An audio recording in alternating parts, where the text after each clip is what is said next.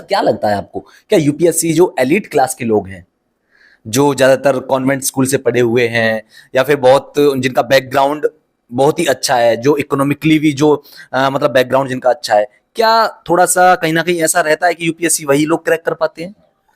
अच्छा सर, मुझे ये आप ये बताइए कि बच्चे आखिर गलतियां कहाँ करते हैं, क्यों उनका यूपीएससी क्रैक नहीं कर पाते? क्योंकि बहुत सारे जो स्टूडेंट्स हैं फर्स्ट अटेम्प्ट में ही क्रैक कर जाते हैं, और काफी जो है बेचारे लगे हुए हैं, होता ही नहीं है, कहीं किसी थोड़े थोड़े से मार्जिन से रह जाते हैं। आखिर वो गलतियां कहाँ करते हैं, वो गलतियां लेकिन बच्चे डायरेक्ट, अगेन मैं बोलूंगा, जल्दबाजी के चक्कर में मेंस की तैयारी करते रह जाते हैं और 4 बार प्री नहीं निकालते हैं। Pre is the toughest stage of this exam. Topper से सर क्या सोचते हैं, वो क्या अलग करते हैं सर, कि जो बाकी के जो स्टूडेंट्स रह जाते हैं वो नहीं करते, वो अलग नहीं, क्या टॉपर्स कुछ अलग सोचते हैं क्या, वो अलग विचारधारा होती है क्या उनकी, या कुछ अलग करते हैं क्या वो? हेलो नमस्कार दोस्तों, आप लोगों का बहुत बहुत स्वागत है हमारे चैनल पर। और मेरे साथ अभी एक पर्सनैलिटी है जो बहुत ही शानदार और बहुत ही गजब पर्सनैलिटी है, और जो आईआरएस है already. And Sachin Jain sir हैं हमारे साथ में, जो कि 2016 बैच के आईआरएस, ऑल इंडिया रैंक 286।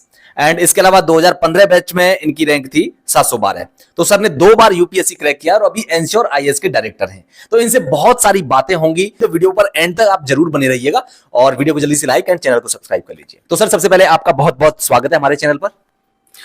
बहुत बहुत धन्यवाद, और आपने जो मेरी इतनी ज़्यादा तारीफ की है उसके लिए तो अगेन बहुत बहुत धन्यवाद। जो आपने बोला कि 2 बार सिविल सर्विसेज क्रैक किया मैंने, वो भी आपने बिल्कुल सही बोला। उसके बाद हाँ, मैंने एंश्योर आईएएस को एस्टेब्लिश किया करोल बाग दिल्ली में, मेनली इसलिए कि स्टूडेंट को एक चैनलाइज्ड इन्फॉर्मेशन मिल सके, स्टूडेंट को एकदम डायरेक्ट गाइडेंस मिल सके, टॉपर लोगों से भी गाइडेंस मिल सके, ताकि वो इस एग्जाम में जो कंफ्यूजन क्रिएट होता है, लोग इसको बोलते हैं कि ये बहुत ही टफ एग्जाम है, ताकि स्टूडेंट को ये पता लग सके कि ये उतना टफ एग्जाम नहीं है और ये पॉसिबल है। तो इसलिए हमने एंश्योर आईएएस को एस्टेब्लिश किया है। ओके, तो सर पहले मैं आगे वीडियो पर आगे कंटिन्यू करें और चीजों के बारे में बात करें, मैं आपसे थोड़ा सा आपके बारे में जानना चाहूंगा, ताकि ऑडियंस को भी, छात्रों को भी थोड़ा सा आपके बारे में पता लग सके। देखिए, जैसे काफ़ी टॉपर बोलते हैं ना कि मेरा यूपीएससी बचपन का सपना था, ऐसा तो मेरा कोई सपना था नहीं, और इनफैक्ट मुझे पता भी नहीं था। लेकिन हाँ, एक नॉर्मल स्टूडेंट की तरह, जैसे पहले स्टूडेंट होता है वो इंजीनियरिंग करता है, इंजीनियरिंग के बाद जॉब करता है, इसी प्रोसेस में जब मुझे पता लगा कि हाँ, कोई सिविल सर्विसेज नाम का कोई एग्जाम है जिसको दे के शायद रातों रात जिंदगी चेंज हो जाती है और इतना बड़ा डिफरेंस आ जाता है, जब मुझे पता भी लगा और जब मैंने देखा, तो मैंने इस एग्जाम की तैयारी की। और by the grace of God कहिए या फिर मेरी स्ट्रैटेजी, लकीली मुझे ऐसे स्टूडेंट्स, ऐसे टॉपर्स मिल गए जिनकी मुझे डायरेक्ट गाइडेंस मिली, जिससे मेरा सिलेक्शन 2 बार हुआ। तो फाइनली मैं इसमें भगवान का और स्ट्रैटेजी का रोल मैं बोलूंगा। सर एक जो सवाल मेरे जहन में आ रहा है कि बहुत सारे जो स्टूडेंट्स हैं जो यूपीएससी की प्रिपरेशन करते हैं, उनका सपना होता है कि एक बार आईएएस बन जाए, आईआरएस बन जाए, आईपीएस बन जाए, लाइफ सेट हो जाएगी। लेकिन आपने तो 2 बार क्रैक करके उसको छोड़ दिया, क्या वजह रही? क्या ऐसा क्या था कि नहीं भाई, एक तो लगे रहो 5-6 साल तक, यूपीएससी क्रैक नहीं होता है, क्रैक होता है तो फिर उसको छोड़ करके आप ये जो छात्रों के लिए ये सब कर रही हैं, क्या वजह थी कि आपने आईआरएस को छोड़ा? देखो, मुझे अगर टाइम थोड़ा ज़्यादा लगा यूपीएससी क्रैक करने में, उसी टाइम मेरे भाई को सिविल सर्विसेज क्रैक करने में थोड़ा कम टाइम लगा। फिर मैंने देखा मेरे बहुत सारे स्टूडेंट हैं जिन्होंने यूपीएससी पहले पहले अटेम्प्ट में निकाल दिया। तो मुझे ये समझ में आया कि अगर मैं कोई फॉर्मल कोचिंग एस्टेब्लिश कर देता हूँ जहाँ पे मैं स्टूडेंट को इस तरीके से गाइड करवा दूँ कि उनको ये प्रॉब्लम ही ना हो कि भैया कौन सी बुक पढ़नी है, कितनी देर पढ़नी है, कौन सी पहले पढ़नी है, कौन सी ज़्यादा पढ़नी है, कौन सी कम पढ़नी है, किस तरीके से लिखना है, किस तरीके से याद करना है, अगर ये छोटी छोटी प्रॉब्लम स्टूडेंट्स की सॉल्व हो जाए, तो मुझे लगता है इस एग्ज़ाम का जो एक डर है, इस एग्ज़ाम का जो एक अननेसेसरी का मिथ है, वो दूर होगा और एक आम स्टूडेंट भी इस एग्ज़ाम के बारे में सोचेगा ही नहीं, निकालेगा भी और जल्दी निकालेगा। सर क्या लगता है आपको, स्टूडेंट्स इतना लंबा टाइम क्यों लग जाता है यूपीएससी को क्रैक करने में? बहुत सारे जो स्टूडेंट्स हैं 5-5 6-6 अटेम्प्ट लगा देते हैं, और बहुत सारे जो स्टूडेंट्स हैं वो फर्स्ट अटेम्प्ट में ही निकाल देते हैं। ऐसे मैं बहुत सारे टॉपर से मिला हूं अभी इस बार भी। तो क्या चक्कर रहता है, क्या वजह रहती है सबके पीछे? देखिए, इसके 2-3 कारण है और स्टूडेंट खुद भी जानते हैं। पहला कारण, बहुत सारे स्टूडेंट हैं जो सिर्फ सोचते हैं कि मैं करूंगा, मैं पढ़ूंगा, मैं बुक खरीदूंगा, मैं कोचिंग करूंगा, मैं ऑप्शनल डिसाइड करूंगा। तो ये जो गा वाले स्टूडेंट हैं, इनका नहीं होता। उसके बाद जो लोग शुरू कर देते हैं, वो बेचा अब इस यानी कि इन स्टूडेंट में कुछ लोगों ने शुरू कर भी दिया, तो अब वो गलत दिशा में शुरू कर देते हैं। गलत दिशा का मतलब है पढ़नी है लक्ष्मीकांत, पढ़ रहे हैं कोई और बुक, पढ़नी है पॉलिटी पहले, पढ़ रहे हैं आर्ट एंड कल्चर पहले, ज्यादा पढ़ना है ऑप्शनल, पढ़ रहे हैं वर्ल्ड हिस्ट्री ज्यादा।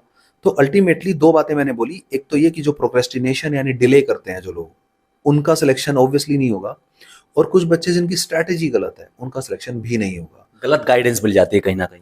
बिल्कुल। तो अल्टीमेटली स्टूडेंट को पहले खुद में झांकना चाहिए, एक बात कि उनको सोचने में ज्यादा टाइम वेस्ट नहीं करना चाहिए, दूसरा उनको किसी और गलत कामों में और डिस्ट्रैक्शन में टाइम वेस्ट नहीं करना चाहिए, तीसरा उनको सही दिशा ढूंढने में थोड़ी मेहनत जरूर करनी चाहिए, क्योंकि सही दिशा अगर नहीं पकड़ी तो गलत दिशा में चला हुआ एक एक मिनट वो वेस्ट जाएगा।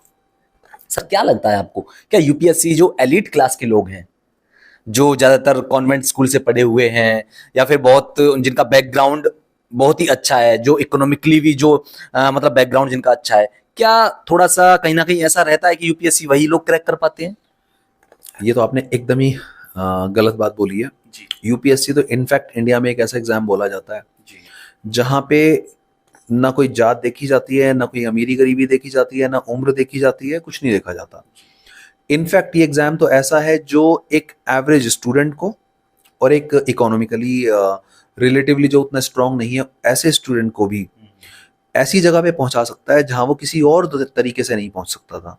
तो मुझे लगता है इस एग्जाम को ये कहना कि ये एलिटिस्ट है, ये गलत होगा। ये रिप्रेजेंटेटिव ब्यूरोक्रेसी एस्टेब्लिश करना चाहता है, यानी कि समाज के हर सेक्शन से बच्चा यहाँ पे आए और यूपीएससी क्रैक करे। सर एक और चीज ये है कि अभी जैसे आपने भी पढ़ा होगा, सभी ने पढ़ा होगा, काफी दिन पहले की स्टेटमेंट है संजीव सान्याल जी की।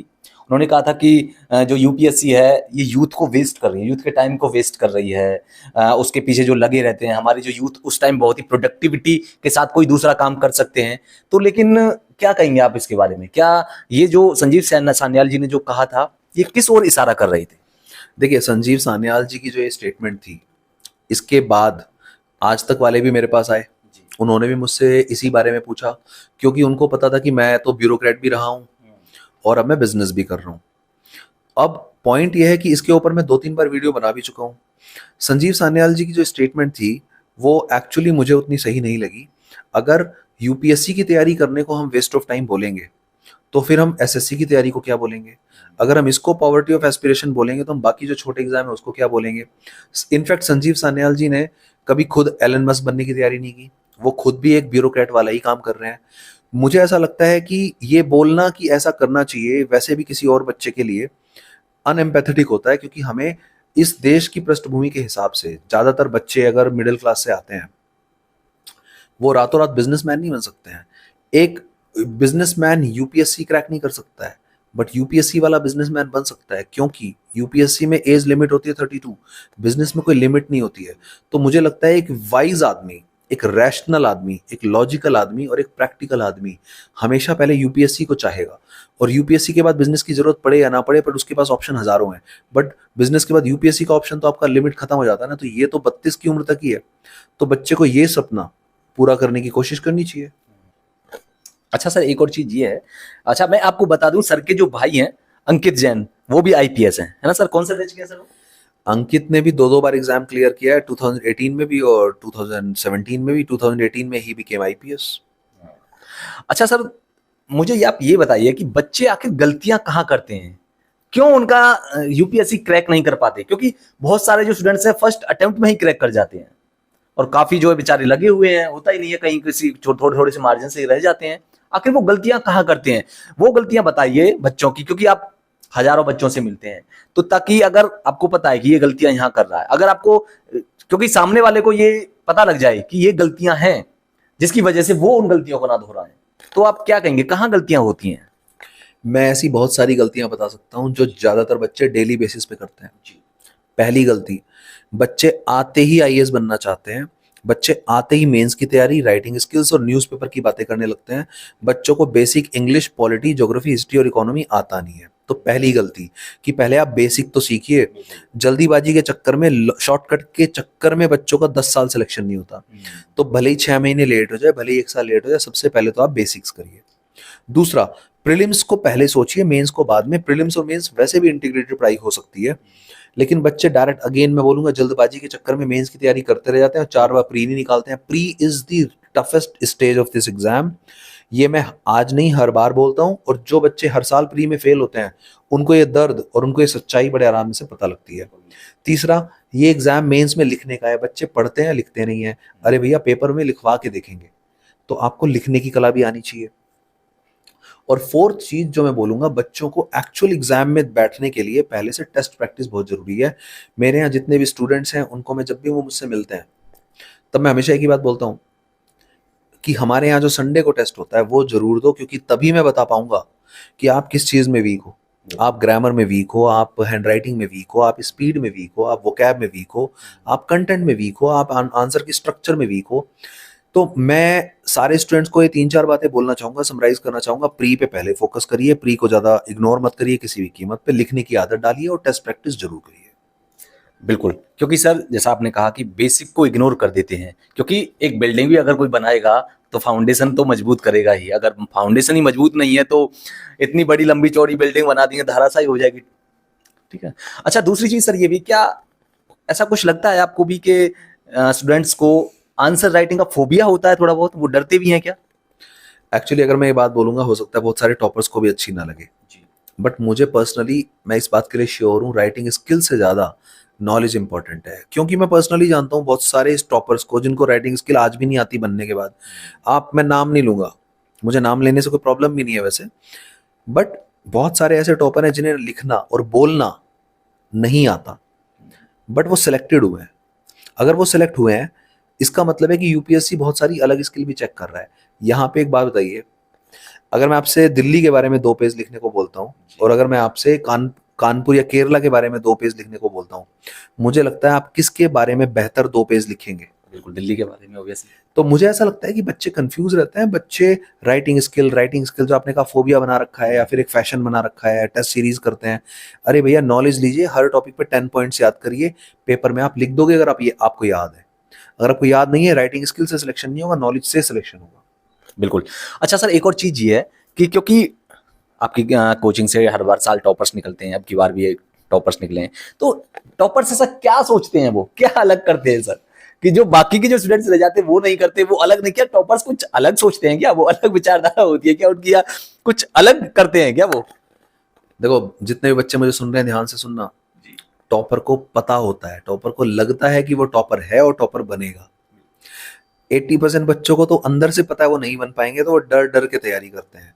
अब जो आदमी खुद तैयारी में ही डरा हुआ है, वो आंसर लिखने में भी डरेगा, वो बोलते हुए इंटरव्यू में भी डरेगा। उसको श्योरिटी नहीं है, उसका नहीं होगा। जब आदमी 2 घंटे में जब 100 क्वेश्चन अटेम्प्ट करने होता है ना, तो माइंड का गेम होता है। पहले बैटल माइंड में जीता जाता है, बाद में बैटल फील्ड में। तो जिसको पता होता है कि मैं यहाँ आया ही हूँ जीतने के लिए, वो जीतेगा। तो टॉपर का माइंडसेट तो अलग होता है। अच्छा सर, मुझे आप ये बताइए, आप अपने बच्चों के लिए क्या कुछ अलग कर रहे हैं? अलग, और हाँ सर, क्या अलग कर रहे हैं और आगे का क्या प्लान है आपका?